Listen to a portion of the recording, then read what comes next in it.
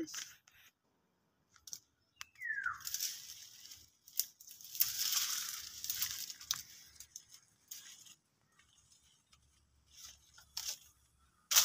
Ito po. Isa pong halamang gamot. Alamin po natin kung ano po yung benepisyo nito at kung ano po ang tawag dito. Meron pa dito.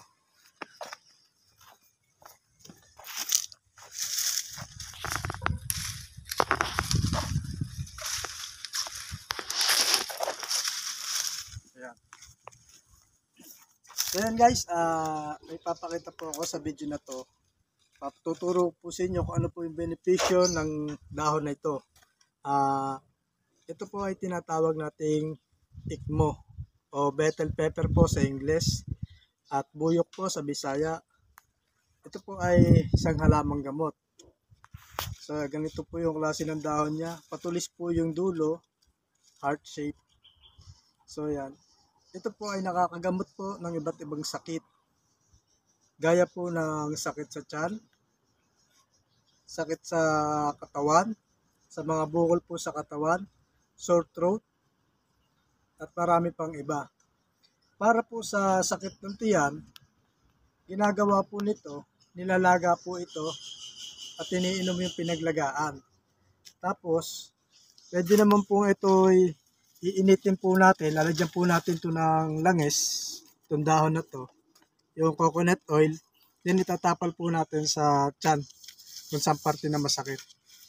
Tapos, pwede naman din po itong panggamot sa sugat. Yung katas po nito, kakatasin po natin siya, tapos ilalagay po natin kung saan yung parte na may sugat tayo, para po mas mabilis matuyo. Yan po. Sa mga may bukol po sa katawan, kahit sa mga babae, kung may mga bukol po kayo sa mga private part nyo sa ganito, sa mga suso nyo, ganito lang po gagawin nyo. Kukuha lang po kayong 4 na piraso ng dahon na to, lalagyan nyo po ng langis at idadarang nyo po sa apoy, paiinitin nyo po, at itatapal nyo po sa kung saan may parte kayo may bukol. Kuwari po, ito pong 1 piraso. Katulad lang po yan sa pagpapagamot sa tiyan. Yan. Lalagyan po natin ng coconut oil. Dadarang po natin sa apoy, sa baga. Pag mainit na po siya, tatapal po natin. Tapos kapag malamig na po yung dahon, pwede po natin ulit siyang idarang. Tatapal po ulit natin. Hanggang 10 minuto. Kapag po medyo manipis na siya, tuyo-tuyo na po sa apoy, pwede po tayong kumuha pa ng isa. Ganon din po ang proseso. Punasan po natin ng langis, tatapal po ulit natin. 1 buwan po yan, 1 buwan po natin gagawin yan. Kahit 10 parte na may bukol. So yan mga ka-vlogs, ang paalala ko lang po, wag po kayong maliligo kinabukasan pag ginawa po natin yung pagpapainit ng ikmo, tapos tatapal po natin kung saan masakit ng katawan natin o sa mga bukol. Wag po tayo maliligo kinabukasan. Kailangan muna natin ipagpaliban. Kasi po yung lamig po ng tubig, maaari po mapapasukan yung ating mga katawan o yung mga bukol natin ginamot. So yan guys, ito po yung katas nito, pwede rin po natin gawin langis. Kakatasin lang po natin yung maraming dahon, ipupunas po natin sa mga sakit-sakit natin sa balat. At karagdagan po, para po sa mga taong nakakaramdam po ng pagkahilo, ay napakainam at napakagaling din po ng ikmo para malunasan at maibsan yung pagkahilo natin. So kukuha lang po tayo ng 3 pirasong dahon nito at pagugulungin lang po natin ng bote para umalis na po yung katas niya, medyo lumabas po yung katas niya.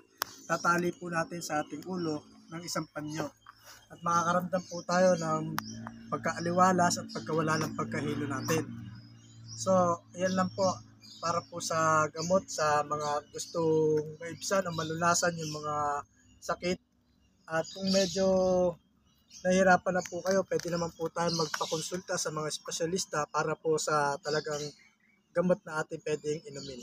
So, talaga pong napaka-bisa at napaka-laki ng pakinabang ng dahon na ikmo na ito. At ito po ay talagang nakakatulong po sa atin.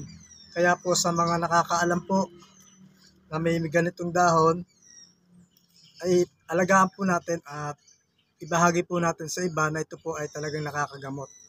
Yung iba po ay ginagawa po ito sa nganga. Dahil napag-alaman na ang pagmuya ng katas nito ay nakakapagpabango ng ating hininga sa mga bad breath po. Kaya po niyang pabanguhin yung hininga natin. Tsaka yung mga masakit sa lalamunan, Pwede po tayong maglaga nito isang beses sa isang araw. 3 to 4 minutes po ang pagpapakulo, then inumin po natin. So yan po ang kaalaman na binahagi ko po sa inyo. Sana po share nyo po yung video na to at follow nyo na po yung aking page para po sa mga ganitong video na bigay kaalaman po. At muli po, ako po si Ka-Vlogs TV. Maraming po salamat sa pagsubaybay. Hanggang po sa muli natin pagkikita. Subaybayan nyo po ang mga susunod kong video. Maraming salamat po.